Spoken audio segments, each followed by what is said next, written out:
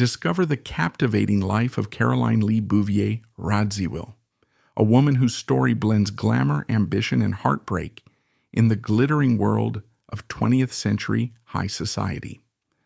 Born in 1933 to the wealthy Bouvier and Lee families, Lee was destined for greatness, raised amidst Park Avenue elegance and East Hampton estates. From her childhood rivalry with sister Jackie Kennedy to her transformation into Princess Radziwill through marriage to Polish aristocrat Stanislaw, Lee's journey was a dazzling yet complex dance of privilege and scrutiny. Her bold fashion choices, scandalous romances, and friendships with icons like Truman Capote made her a media darling. Yet, her quest for identity often left her in Jackie's shadow.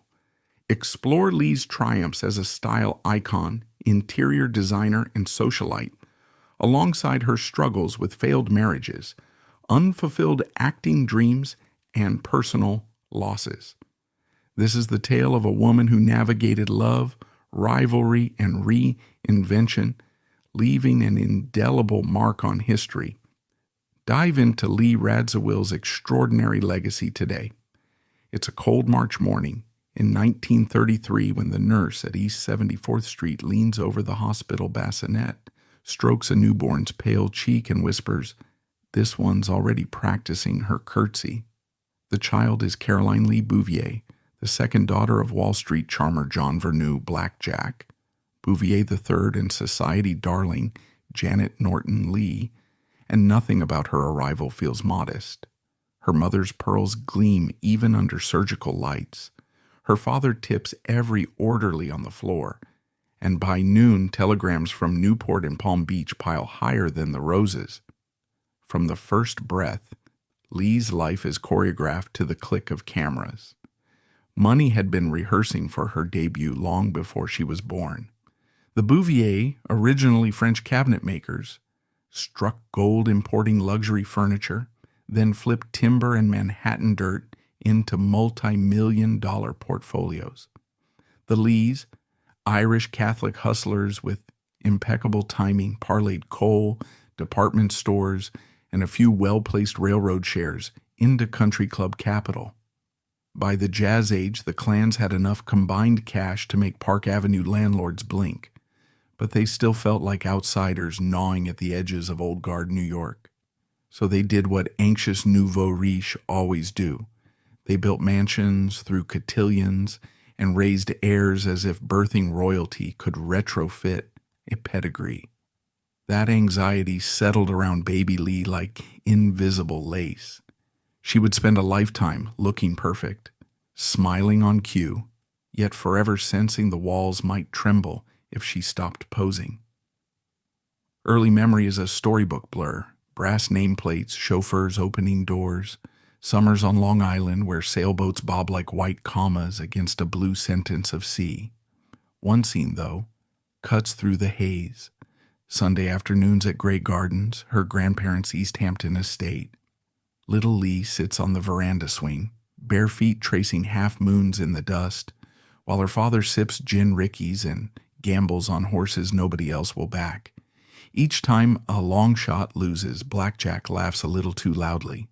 Jackie, the older sister with doe eyes and panther grace, giggles beside him, mimicking the bookie's cadence.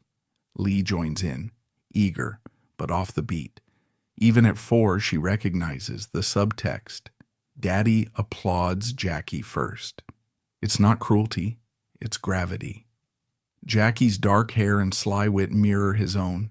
Lee's fair complexion reminds him more of Janet's side, and he's never forgiven his wife for catching him with a showgirl in a taxi 2 winters back.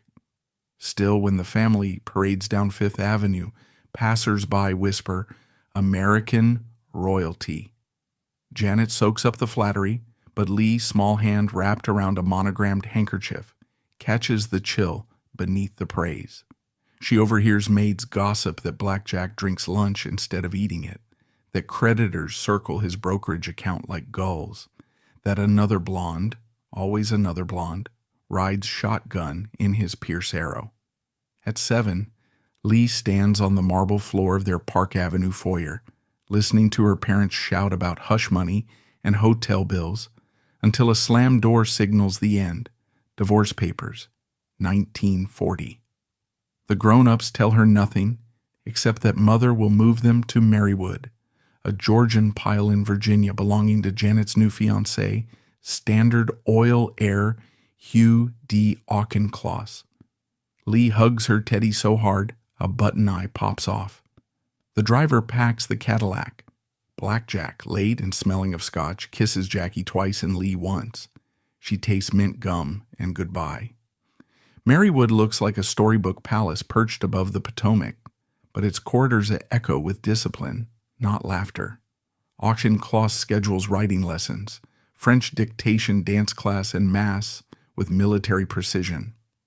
At breakfast, he reads Civil War memoirs aloud, quizzing the girls between spoonfuls of grapefruit. Jackie flourishes. She loves history sweep. Lee learns to fake identical enthusiasm, storing away a private truth. Her imagination prefers people over battlefields. When Auchincloss pats Jackie's head after she recites Lincoln's second inaugural, Lee feels the old gravitational tug, sister as sun, herself as orbiting moon. She refuses to wilt. Instead, she sharpens observation skills. If Auchincloss admires perfect posture, she will sit straighter. If the governess praises fluent French, Lee will conjugate verbs until candles gutter.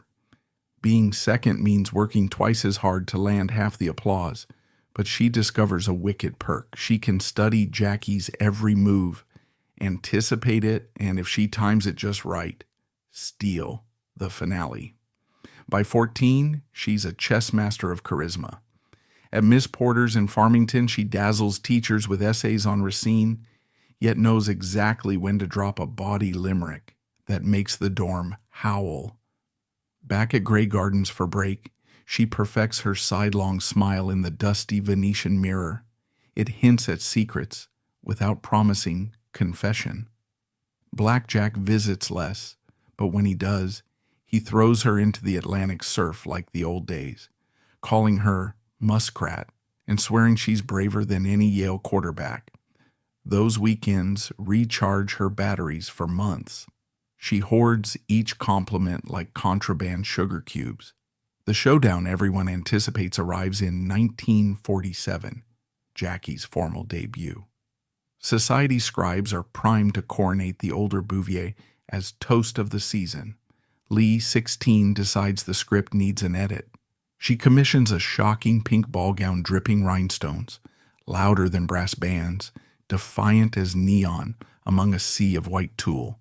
Janet gasps, but the dress is paid for, and the photographers are coming.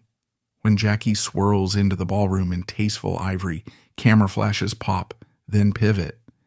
Lee's pink meteor steals the night, a flamboyant declaration that second place refuses to stay seated.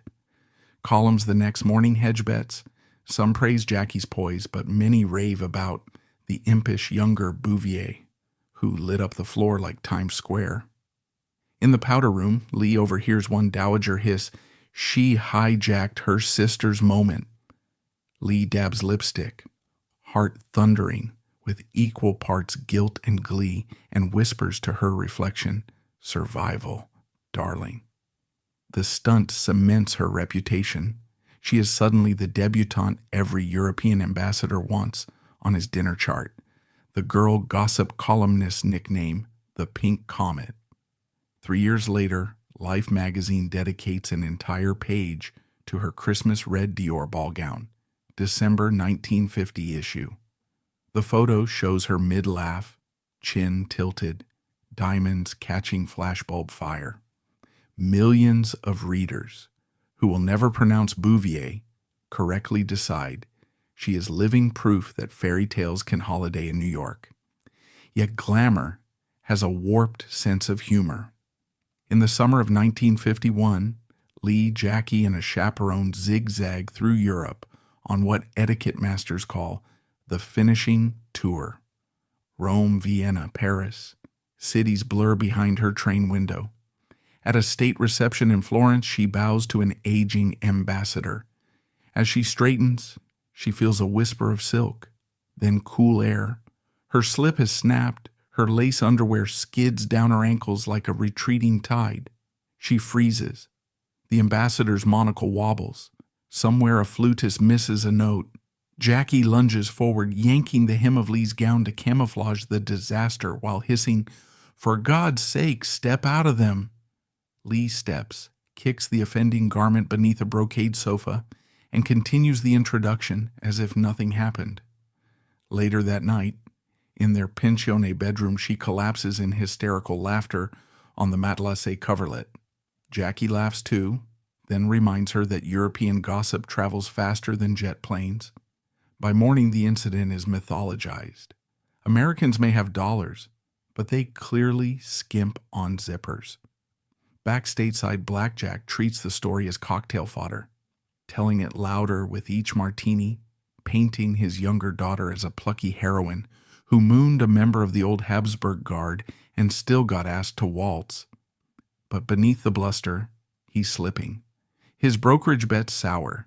He's seen leaving the 21 Club with a showgirl young enough to call him daddy without irony. Janet shrugs. He's no longer her headache. But Lee feels the crack widen. She aches for the father who once lifted her onto his shoulders at the Ringling Brothers Circus. When he phones Marywood at midnight, slurring nostalgia, she tells the maid she's asleep. She can't mend him, and hearing his unraveling threatens the composure she spent years laminating. Meanwhile, Auchincloss drills into both girls a mantra. To whom much is given, much is expected. Be the best, always. It sounds noble, it feels like a race with no finish line. Jackie internalizes the rule as quiet perfectionism. Lee turns it into theater. If you must outperform, why not do so with a flourish? But competition between sisters is a slow poison. Friends notice that Jackie's compliments land like polite bows. Lee's arrive as playful jabs. One summer at Hammersmith Farm, they stake opposite ends of the same tennis court, volleying harder, sweatier, neither willing to yield the baseline. The match ends when Lee's backhand clips the tape and drops in. Jackie, lips thin, offers a cool handshake. Journal entries from both women 30 years later recall that afternoon with uncanny symmetry. Each writes, "I wanted her to understand I could win." All the while, society headlines crown Lee top debutante of her generation. But behind silk curtains, she's still the 7-year-old blinking at divorce papers, still the teenager watching her father applaud a sister who looks more like him. That ache, disguised as ambition, will track her through high-profile marriages, princely titles, and magazine covers. For now, though, the ache fuels her ascent. She learns that a perfectly timed laugh can nudge attention her way, a daring dress can engineer front-page placement, and a single choreographed triumph like that pink gown in 47 can rewrite public perception overnight. Christmas 1950 looms large. Life's photo of Lee in the crimson gown circulates everywhere, from Kansas barbershops to London clubs. Letters pour in, some marriage proposals, some catty remarks about her thin waist. Lee pretends not to care, but she devours every clipping. Janet frames the original print, placing it in the Marywood foyer opposite Jackie's equestrian trophy case. Guests can't help comparing. A passive-aggressive gallery curated by a mother who insists she loves both children equally. Lee notices which visitors pause longer at her photo, which drift toward Jackie's silver cups. She starts to catalog that hierarchy as instinctively as blinking. And then there's the episode nobody prints because the press never hears. New Year's Eve 1950, the family attends a gala at the Waldorf. Black Jack, invited out of courtesy, arrives late, tuxedo rumpled, lipstick on his collar. He grabs Lee's wrist during the countdown and whispers, "You're my favorite, don't ever forget it." The words are honey and vinegar. Her heart soars, then plummets as she catches Jackie watching, face unreadable. Minutes later, Blackjack stumbles, spills champagne on a duchess, and is escorted out. Lee's cheeks burn. She realizes favoritism is a grenade, thrilling until it detonates. The following summer, she returns to Europe with Jackie, this time no chaperone, only a bulging itinerary.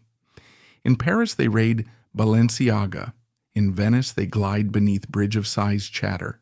In Biarritz, they flirt with countesses' sons, whose convertibles smell of sea salt and Hermes cologne. At a Spanish garden party, a prince asks Lee to dance. She glances at Jackie before accepting. Her sister shrugs, but later admits in her diary she feared losing the prince's interest by the second paso doble.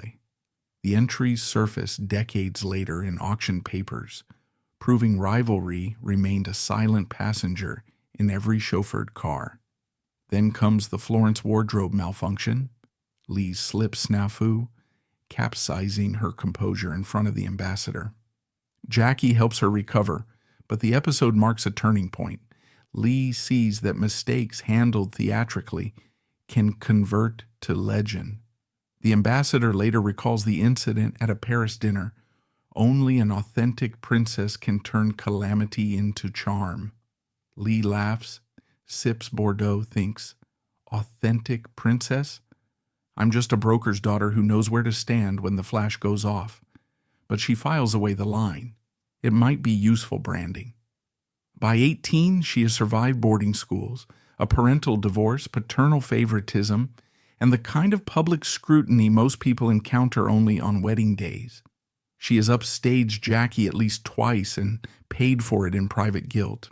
She has learned that a shattered veneer can be resealed overnight if you own enough couture and wit, and she has internalized her father's mandate, best always, without realizing it's a treadmill powered by self-doubt. When she returns from Europe that fall, reporters meet the boat asking if wedding bells are imminent. Lee smiles, says she's too young to marry, then confides to a friend, if the right man appears, I'll elope before breakfast. The friend thinks she's joking. Lee isn't. She's testing a new theory, that independence isn't freedom from ambition, but freedom to choose her next stage. She will soon meet Michael Temple Canfield, the publishing heir rumored to be the Duke of Kent's love child, and a whole new chapter, London fog, infertility heartache, Scotch-splashed arguments, will spool out. But that's tomorrow's reel. Tonight she's at the Stork Club, snow sequin catching in her hair, Jackie to her left, Broadway impresarios to her right. The band hits the first notes of Begin the Beguine. Lee stands, smoothing a Dior skirt still faintly smelling of Paris. She offers her hand to a young banker who's been mouthing invitations since appetizers. As they glide onto the floor, she feels Jackie's eyes. The band leaders grin, the ceiling fans whirl. She leans into the spotlight, not to erase her sister, not exactly, but to prove gravity can be tricked, at least for the length of a rumba. When Lee was 20-year-old, the gossip felt less scandalous than cinematic. She'd spent her whole life reading scripts where pedigree mattered, and here came a leading man whose blood might actually glow Windsor blue in ultraviolet light, Michael Temple Canfield. Better yet, Michael was gentle. He listened, really listened, as she reenacted her latest Fashion Week mishap, and he laughed the precise length of time a gentleman should, admiring yet never outshining her punchline. After a week of dinners, he told a friend, "She's like holding a firecracker wrapped in silk." 2 days later, he produced an emerald the size of an heirloom pea and asked if she'd prefer Rome or Newport for a spring wedding. Lee, who had once bragged she'd elope before breakfast if the right man found her, took 15 breathless seconds to answer, "Why not both?" The engagement rattled Marywood's breakfast china. Hugh D. Auchincloss put down his grapefruit spoon, frowned, and announced, "That boy will never be able to afford her." Lee laughed as if it were a benign joke, but the sentence burrowed deep, nesting beside every earlier reminder that a Bouvier girl's lifestyle, required Fort Knox reserves. Blackjack phoned for paternal blessing, shouted "Bravo!" so loudly Lee had to hold the receiver 2 inches from her ear. It was the happiest she'd heard him since before the divorce. Janet, calculating, ordered 12 custom gowns from Chez Ninon and started a guest list that read like the social register lit up Times Square. Had Jackie been jealous? Maybe a flicker, but she hit it well, delivering toast after toast about new chapters, while her eyes darted toward that emerald every time Lee lifted her hand. On a mist-laden afternoon in April 1953, Lee stood at the altar of St. Mary's Church on Park Avenue, her veil catching the dim light like frost on a winter window pane. At 20, she felt seasoned, worldly, her heart pulsing with the heady promise of independence, a sensation she likened to the mingled scents of Chanel No. 5 and the gardenias pinned to her gown. Never mind that she still slipped lipstick-stained pages into her novels as makeshift bookmarks. In that moment, she was poised to rewrite her story. Michael Canfield's vows rang out with a calm, almost practiced assurance, while hers trembled with the raw edge of nerves that the congregation mistook for fervent passion. Their tears, discreetly dabbed behind silk handkerchiefs, blessed the union. As the newlyweds dashed through a shower of confetti to a waiting Rolls-Royce, Lee waved with such fervor that her wrist throbbed. Buoyed by champagne and the noon sun, she believed she had traded the role of supporting actress for co-star billing in a grand romantic epic. Yet London, their new stage, proved a fickle and unforgiving critic. The Canfields settled into a Belgravia townhouse, its high ceilings and ornate cornices a stark contrast to the sun-dappled corridors of Marywood, Lee's childhood estate in Virginia. The drawing room carried the faint, musty aroma of coal smoke and wilted carnations, a reminder of the city's damp chill. Determined to make it her own, Lee set about transforming the space.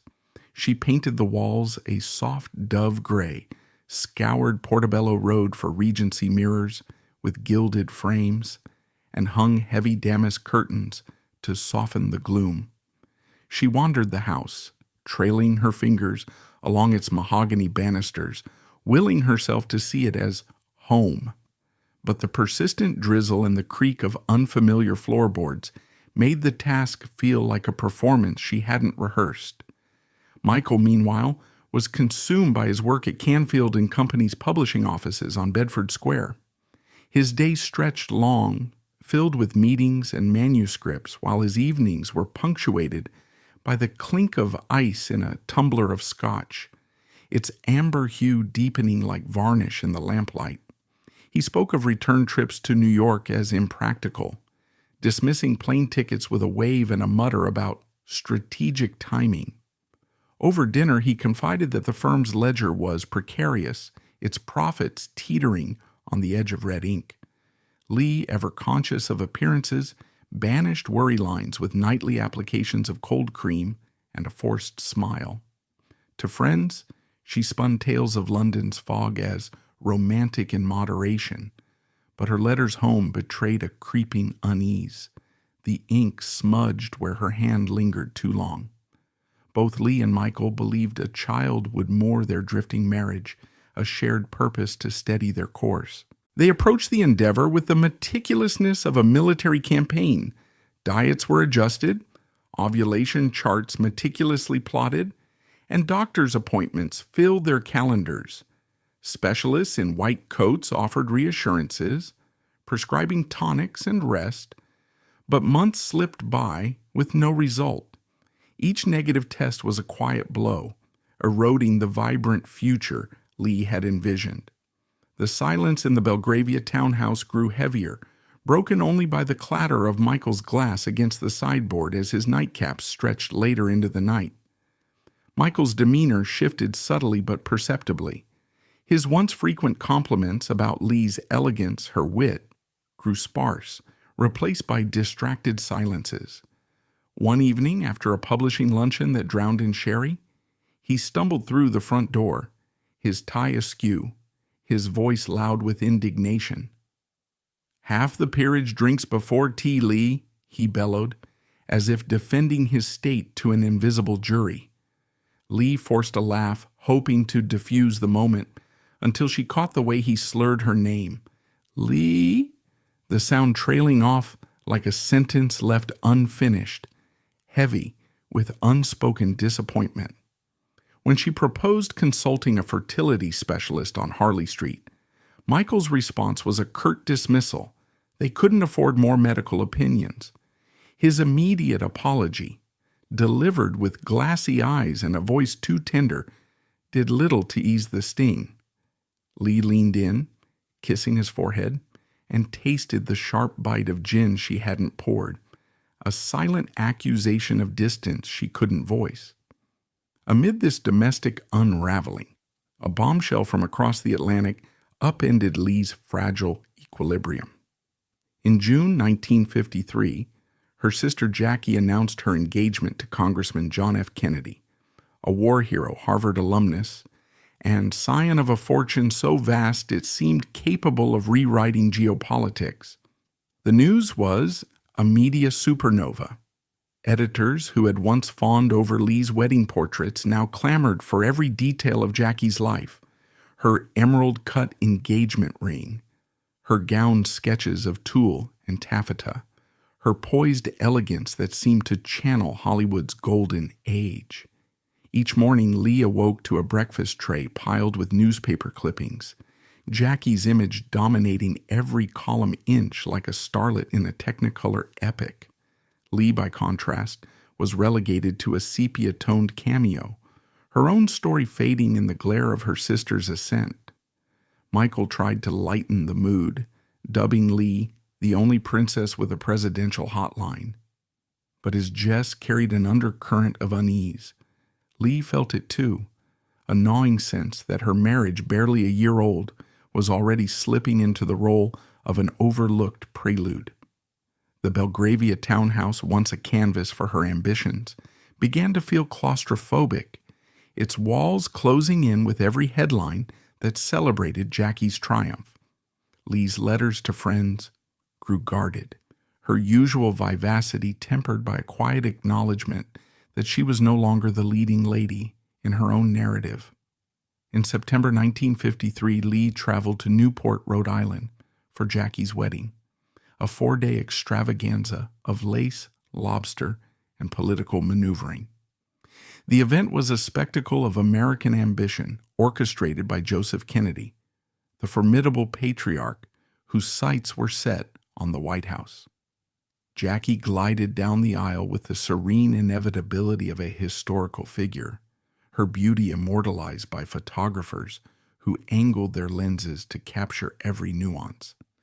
Lee, dressed in a tasteful pink gown that deferred to the bride, stood at her sister's side, her smile practiced but strained. The cameras, ever calculating, framed the sisters together, their resemblance a silent commentary on their diverging paths. At the reception, as champagne flowed and toasts echoed, Lee felt the weight of being a spectator in a story that wasn't hers. When Michael called long distance to check in, she confessed, "It's like being snowed under by chrysanthemums." His response, "We'll plant our own garden," was meant to reassure, but the transatlantic static couldn't mask the exhaustion in his voice. The promise felt hollow, a platitude unable to bridge the growing chasm between them. Back in London, the Belgravia townhouse seemed to have contracted, its rooms smaller, its air thicker with unspoken tensions. Michael's drinking, once a social flourish, became a daily ritual, his tumbler a constant companion as he pored over ledgers or stared into the fire. He spoke of the baby problem with the detached pragmatism of a businessman tackling a budget deficit, promising to find the revenue, as if love could be balanced like accounts. Lee, raised to believe that persistence could shape reality, threw herself into the role of hostess with fierce determination. She orchestrated soup parties for embassy wives, jazz evenings with American expat musicians, and Christmas gatherings where she piped miniature Union Jacks onto sugar cookies. Guests praised her flair, their compliments as polished as the silver they ate from, but their sidelong glances at Michael's frequent refills spoke volumes. One winter evening, Michael's clumsiness shattered a baccarat decanter, the crystal's sharp ring echoing like brittle applause in the quiet room. Lee swept up the fragments, her movements deliberate, and mailed them to Tiffany for repair the next morning. As she sealed the package, she told herself that marriage, like crystal, could be mended with the right expertise. But the metaphor felt fragile, her optimism strained by the reality of a husband who seemed to be slipping away glass by glass.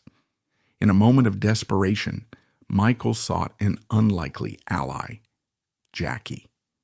On a crisp February morning in 1954, he placed a call to the Senate office building in Washington, D.C., where Jackie was navigating her new role as a senator's wife. Imagining that his sister-in-law, now a figure of political royalty, might hold the key to salvaging his marriage, he asked bluntly, "How do I get Lee back on my side?" Jackie's response was a soft laugh, tinged with something like pity. Then, with a voice so measured it cut like a blade, she replied, "Earn more money, Michael." The line went dead, the click as final as a door slamming shut. Michael stood frozen, the receiver still in his hand, the weight of Jackie's words sinking in. By 11:30 that morning, he poured himself a neat whiskey, the glass trembling slightly as he raised it to his lips. The call, meant to be a lifeline, had instead laid bare the stark reality of his and Lee's unraveling dreams. For Lee, the news of Michael's outreach, relayed in a later halting confession, would mark another fracture in a marriage that was beginning to feel like a stage set. Its props beautiful but brittle, its script unwritten and faltering. The years 1953 and 1954 were a crucible for Lee Canfield, testing her resilience in a city that refused to warm to her and a marriage that seemed to slip further from her grasp with each passing day. Her efforts to build a home, to anchor her life with a child, and to outshine her sister's meteoric rise were met with setbacks that chipped away at her once unshakable confidence. Yet Lee's story in these years is not one of defeat, but of a woman grappling with the gap between expectation and reality, learning to navigate a world that offered no easy answers. The Belgravia townhouse with its dove-gray walls and tarnished mirrors became a metaphor for her marriage, elegant on the surface, but haunted by the echoes of what might have been. As 1954 dawned, Lee stood at a crossroads, her future uncertain but her spirit, like the gardenia she once wore, still vibrant, still defiant, still reaching for the light. When Lee heard the story, retold by a mutual friend who swore Michael looked like a man slugged by invisible brass knuckles, she felt two impressions at once. An upward tug of familiar Bouvier pragmatism, money really did smooth problems, and a downward drag of something darker, disgust that her sister had boiled love to a bank statement. Yet she said none of this aloud. She thanked the messenger, closed the lacquered door, and stood very still in a parlor that reeked faintly of stale scotch. She pictured Jackie swirling across Capitol cocktail circuits, pearls glowing like hard truths, and wondered if jealousy was hereditary or simply learned. Hugh Auchincloss's prophecy that Michael could never afford her echoed louder with each turned calendar page. In gossip circles, the expression blue blood doubled as shorthand for liquidity, and Michael's assets were thinning. Printers' strikes, paper shortages, a misjudged investment in paperback westerns. Everything seemed to chip away at his inherent and relaxed cushion. Lee studied the ledger one evening and discovered that after taxes, household wages, and what Michael called survival sherry costs. Their monthly margin could be measured in tea bags. She didn't panic. Couture had trained her to hide seams, but the glamour armor felt unnervingly light. The baby conversation soured. Doctors now spoke of unexplained infertility, handing them pamphlets with pastel cartoons of storks that made Lee want to slap someone. Michael began skipping checkups, claiming deadlines. She suspected the deadlines ended at pubs along the Chelsea embankment. Sometimes he stumbled home past midnight, tie crooked, love letters to the future, replaced by muttered regrets. He still kissed her forehead, always the forehead, as if she were a fragile relic, but she could smell resentment in the stale tobacco. One Sunday she found him dozing in his armchair, glass tipped on its side like a toppled chess king, carpet stained with the last swallow of Glenfiddich. In that moment she realized sobriety wasn't the only thing Michael was losing. He was losing plot lines, momentum, maybe even belief in a second act. Lee tried therapy, priests, even an afternoon of novena candles at Brompton Oratory, begging a statue of the Sacred Heart for a child, or at least clarity.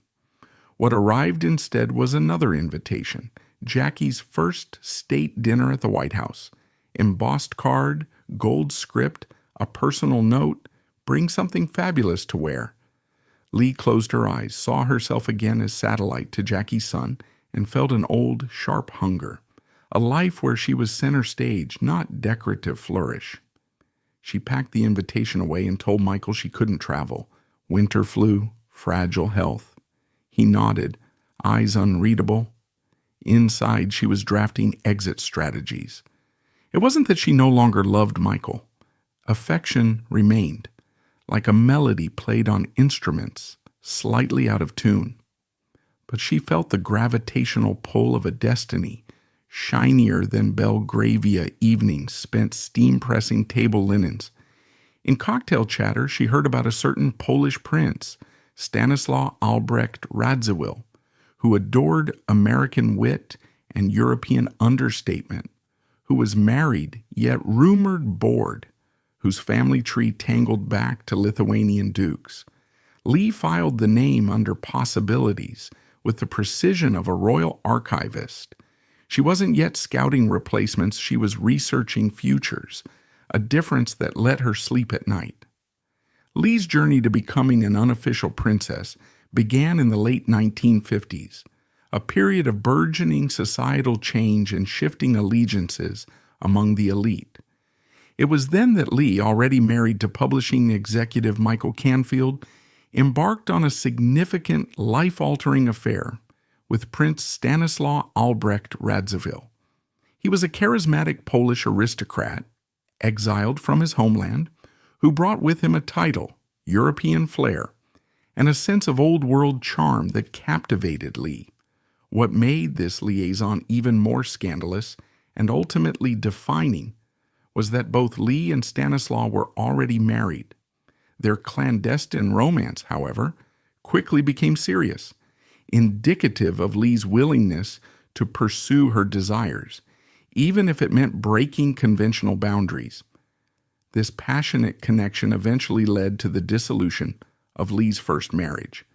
She divorced Canfield and, in a significant social elevation, married Prince Stanislaw in March 1959.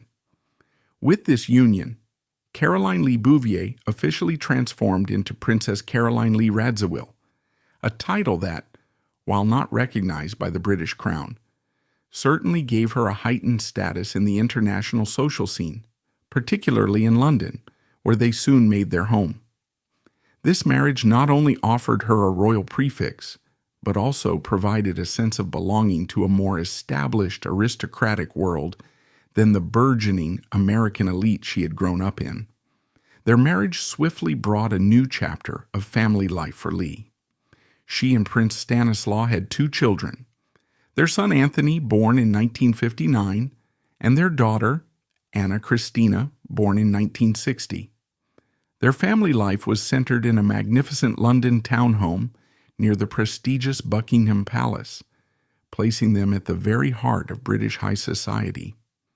This was a world of glittering balls, exclusive circles, and an undeniable sense of glamour, a life that perfectly suited Lee's innate sense of style and her desire for refinement. She quickly became a fixture on the European social circuit, celebrated for her impeccable taste and effortless elegance. However, just as Lee was establishing herself in this new, glittering life, a seismic shift occurred across the Atlantic that would irrevocably alter her trajectory and reignite the dormant sibling rivalry that had always simmered beneath the surface of her relationship with Jackie. In 1961, Jackie became the First Lady of the United States, catapulting her into an unprecedented stratosphere of global fame and influence. Suddenly, Lee's elegant London existence, her beautiful home, and her newfound princess title, while enviable to most, felt trivial and provincial in comparison to her sister's monumental role on the world stage. The sisterly dynamic, already complex, intensified with a new layer of professional competition, albeit an unspoken one. This underlying tension manifested in telling ways. Lee notoriously skipped JFK's inauguration in 1961. Her official reason was to care for her newborn daughter, Anna Christina, a plausible excuse. However, many close to the family, and certainly countless observers, believed her absence was a thinly veiled manifestation of her deep-seated jealousy. It was a silent, public slap, an inability to celebrate her sister's triumph without feeling diminished herself. This was the moment the public truly began to perceive the competitive undercurrents of their seemingly idyllic sisterly bond. Despite her own undeniable style and sophisticated taste, it was Jackie who became the ultimate fashion icon, a symbol of American elegance revered globally. Yet Lee was often described by those in the know as the more stylish of the two, the one with an innate, almost effortless grasp of fashion. This was a bitter pill for Lee to swallow. It's even rumored that Lee would clandestinely funnel French Givenchy dresses into the White House for Jackie, perhaps a quiet attempt to exert her influence over her sister's wardrobe and maintain a connection to the high fashion world she inhabited. The irony was profound. Lee, the arbiter of cutting-edge style, was overshadowed by her sister, who often adapted but ultimately defined the trends. The perception of their differing appeal was encapsulated in a particularly poignant and somewhat brutal remark made by the renowned photographer Cecil Beaton in 1962. He famously stated that Jackie still remains the most photogenic woman in the world, infinitely more so than her infinitely more beautiful sister, Lee Radziwill. This quote, sharp and cutting in its honesty, perfectly articulated the cruel reality of Lee's position. Always admired, always beautiful, always stylish, but never quite able to eclipse the extraordinary, almost mythical aura that surrounded her older sister. Jackie possessed an intangible quality that transcended mere aesthetics, a charisma that captivated the lens and the world, leaving Lee perpetually in her shadow. The glittering yet often frustrating world of being a socialite princess eventually gave way to a new fervent ambition for Lee, to become an actress. This aspiration led her into the orbit of another complex and brilliant individual, Truman Capote. Their paths intertwined in 1962, and they quickly became close friends, even collaborators. Capote, the literary darling, was captivated by Lee's beauty, her wit, her vulnerability, and her unique position at the intersection of European aristocracy and American high society. He was reportedly utterly in love with her, a love that was perhaps as much intellectual and aesthetic as it was romantic. He saw in her the raw material for stardom, a muse he believed he could sculpt into an acting sensation. Capote, with his characteristic zeal and influence, passionately sought to launch Lee's acting career. He envisioned her as a leading lady, a new face on the silver screen.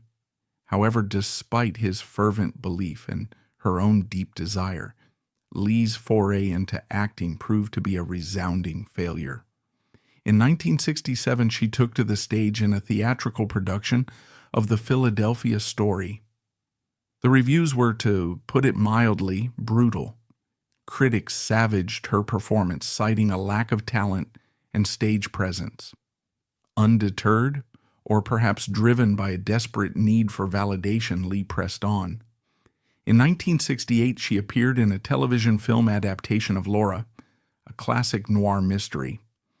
Again, the critical reception was overwhelmingly negative, solidifying the public perception that acting was simply not her forte. Adding to her professional woes, her husband, Prince Stanislaw, strongly opposed her acting ambitions.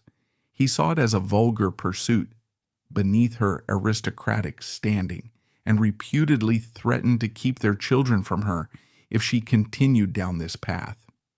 This domestic pressure, combined with the public humiliation of critical failure, must have been crushing for Lee. Yet even in the face of widespread condemnation, Capote remained steadfast in his admiration, at least publicly. In 1976, years after her acting attempts, he told People magazine, "Lee is a remarkable girl. She has everything people praise Jackie for, all the looks, the style, the taste. Jackie never had, but Lee lives in the shadow of this transcendent person." This seemingly laudatory comment, however, hints at the complex and possibly manipulative nature of their friendship. Indeed, some of Lee's close friends held a darker, more cynical view of Capote's true intentions. They believed that despite his outward support, Capote secretly wanted her acting dreams to fail. Their theory was chilling. He loved her, utterly loved her, and because he couldn't psychologically handle that, he had to hurt her. This suggests a twisted dynamic where Capote's intense affection, perhaps unrequited in the way he desired, morphed into a subconscious desire to control or even sabotage Lee's pursuit of independent success. The failure of her acting career became another painful chapter in Lee's life, another dream unfulfilled, and another reminder of the profound impact others had on her destiny. The pursuit of fleeting happiness and a constant search for identity led Lee through a series of relationships and further heartbreaks in her later life, often intertwined with the ever-present shadow of her sister. Even while married to Prince Stanislaw, Lee had cultivated a highly public relationship with the Greek shipping magnate Aristotle Onassis. This was a controversial affair, a bold transgression that caused considerable gossip and speculation in their social circles. The irony, of course, is that Onassis would later go on to marry Jackie, a seismic event that would once again place Lee in a position of painful competition and perceived betrayal. This romantic entanglement with Onassis was not without its own drama long before Jackie entered the picture. Onassis himself was entangled with the legendary opera diva Maria Callas, a tumultuous affair that had captivated the international press. Callas, fiercely possessive and famously volatile, was not shy about her disdain for Lee. She even publicly declared, "I have never disliked Jackie, but I hated Lee. I hated her." This cutting remark underscored the high-stakes world of elite romance and the intense personalities involved. Then came the unimaginable. On November 22, 1963, the assassination of President John F. Kennedy plunged the entire world, and certainly Lee and her family, into unimaginable chaos and profound grief. This was a tragedy that united the sisters in sorrow, albeit temporarily. Lee flew to Washington to be by Jackie's side, offering comfort during the darkest days of her life. The world watched, witnessing the public face of an unbreakable sisterly bond forged in shared sorrow. However, the fragile truce of shared grief would not last. The ultimate betrayal in Lee's eyes came in 1968, when Jackie married Aristotle Onassis. What made this act particularly devastating for Lee was that Jackie reportedly did not inform her sister of the impending marriage, leaving Lee to learn the news from the press like everyone else. Lee famously described it as the coldest betrayal. The man with whom she had shared a passionate affair, the man she had believed was hers, had married her sister, the woman who already seemed to possess everything. The sting of this public humiliation and private heartbreak was immense. Lee, in a moment of raw anguish, called Truman Capote, weeping uncontrollably and crying out, "How could she do this to me?" This event irrevocably fractured their already complex sisterly bond. While they maintained a superficial relationship for appearances, many believe their relationship never truly recovered its previous intimacy or trust after Onassis. Lee's own marriage to Prince Stanislaw also buckled under the weight of these external pressures and internal discord. Their union officially ended in 1974. 2 years later, in 1976, tragedy struck again when Prince Stanislaw died of a heart attack at the age of 62, leaving his children, Anthony and Anna Christina, with no inheritance. The financial security that his title had seemingly promised vanished, adding another layer of instability to Lee's life. In the wake of her divorce and Stanislaw's death, Lee, ever restless and seeking new experiences, embarked on a relationship with the adventurous photographer Peter Beard. This liaison plunged her into the vibrant, often wild circles of Andy Warhol and the Rolling Stones, a stark contrast to the staid European aristocracy she had inhabited. She embraced this new bohemian world, attempting to redefine herself once more, to escape the shadows of her past and her sister. Yet happiness and stability continued to elude her. Lee became engaged to the wealthy hotelier Newton Cope. However, their wedding was dramatically called off at the very last minute, adding another public humiliation to Lee's already extensive list. Cope later accused Jackie's lawyers of having interfered, claiming they pressured him to sign an exorbitant prenuptial agreement, which ultimately led him to abandon Lee at the altar. This alleged intervention by Jackie, whether true or not, fueled the narrative of a continuous subtle sabotage, where Jackie inadvertently or intentionally undermined Lee's attempts at independent happiness. The competitive dynamic between the sisters, it seemed, was relentless. In her final decades, Lee Radziwill continued to navigate a life marked by shifting identities, personal losses, and a persistent search for purpose beyond the shadow of her famous sister. Her third marriage came in 1988 to the renowned film director Herbert Ross, known for iconic films like Footloose. This union seemingly offered a new chapter, blending her socialite background with the world of Hollywood. However, this marriage too was not destined to last, concluding in divorce in 2001.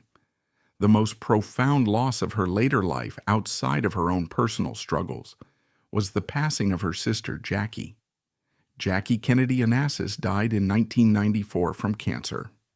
Despite the decades of complex rivalry and perceived betrayals, Lee was reportedly by her sister's bedside, weeping inconsolably during Jackie's final moments. This raw display of grief underscored the deep, albeit complicated bond that had existed between them, a connection that transcended the public spectacle and private resentments. Yet, even in death, Jackie's actions delivered a final, chilling blow. In her will, Jackie conspicuously left nothing to Lee, famously stating, "I have made provisions for my sister Lee B. Radziwill in my will in the amount of $0. I have done so throughout my life." This brutal public exclusion from Jackie's will was a stark declaration, a final definitive statement on their strained relationship, leaving Lee once again feeling dismissed and unacknowledged. This exclusion from Jackie's will fueled lingering, shocking rumors that had circulated for years. Whispers that Lee might have had an affair with John F. Kennedy during his presidency. If true, this unspeakable betrayal could certainly explain Jackie's later actions and her refusal to acknowledge Lee in her will. Such a revelation, if ever confirmed, would cast a dark and profoundly tragic light on the entire narrative of their lives, transforming the sibling rivalry into something far more sinister and heartbreaking. Despite the personal turmoil and the constant shadow of her sister, Lee cultivated a career and pursued her passions. She established herself as a respected interior designer, often collaborating with the acclaimed Italian architect and decorator Renzo Mongiardino, known for his opulent and theatrical interiors. Her impeccable taste and discerning eye found a natural outlet in creating beautiful spaces. Beyond design, she also became a muse for the legendary Italian fashion designer Giorgio Armani, eventually serving as his director of special events, a role that allowed her to wield her inherent elegance and social connections. Her lifelong dedication to style was publicly acknowledged when she was inducted into Vanity Fair's prestigious International Best Dressed list, Hall of Fame in 1996, a fitting tribute to her enduring sartorial influence. On a quiet winter day, February 15, 2019, the world learned of the passing of Lee Radziwill. She was 85 years old and passed away peacefully in her elegant apartment on the Upper East Side of New York. Her death marked not just the end of a long and storied life, but truly the end of an era. It closed the final chapter on a life lived in the rarefied, often dazzling, but undeniably complex air of international aristocracy, American high society, and constant, relentless public scrutiny. For decades, Lee had navigated a world of privilege and expectation, glamour and gossip, always under the watchful eye of both her inner circle and the global media. Her quiet departure from a world she had so effortlessly inhabited underscored the transient nature of even the most glittering existences. Her life, with its undeniable triumphs and profound tragedies, its shimmering glamour and quiet heartbreaks, continues to fascinate and captivate audiences. It's a narrative rich with complex relationships, unfulfilled ambitions, and an unyielding quest for personal identity. In recent years, Lee's enduring allure has been notably rekindled and explored in popular culture, bringing her compelling story to a new generation. Most recently, she was vividly portrayed by the talented Callista Flockhart in the acclaimed 2024 limited series, Feud, Capote versus the Swans. This critically lauded show delves with meticulous detail into her incredibly intricate and often tumultuous relationship with the literary genius Truman Capote and the devastating fallout from his infamous expose of his socialite friends. The series offered a nuanced look at Lee's vulnerability, her desires, and the intricate web of friendships and rivalries that defined her circle. Beyond the interpretations of screenwriters and actors, Lee herself contributed significantly to her own enduring legacy through her published works. She offered her unique first-hand perspective on a life lived so publicly, yet so often misunderstood. Her memoir, Happy Times, published in 2001, provided intimate glimpses into her childhood, her early years in New York and Europe, and her reflections on family and friendship. Later, in 2015, she released a more concise but equally revealing book simply titled Lee, which further explored her experiences and artistic sensibilities. These works stand as crucial pieces of her narrative, allowing her voice to resonate, offering context and clarity to the myriad of rumors and speculations that often surrounded her. They show her as not just a figure of glamour, but as a thoughtful, sensitive individual attempting to make sense of her extraordinary circumstances. Lee Radziwill's compelling story, in many profound ways, echoes that of Princess Charlotte Augusta of Wales, despite the centuries and vastly different contexts that separated their lives. Both women, born into spheres of immense privilege and predetermined roles, remind us that even lives seemingly touched by every conceivable advantage can be fraught with deep emotional complexities and inherent restrictions. Both grappled with suffocating expectations placed upon them by their families and society. Princess Charlotte was the sole legitimate heir to the British throne, burdened by the hopes of a nation and the toxic dynamics of her parents' marriage. Lee, while not a direct royal heir, was inextricably linked to American royalty through her sister, Jacqueline Kennedy, and carried the weight of comparison and competition throughout her life.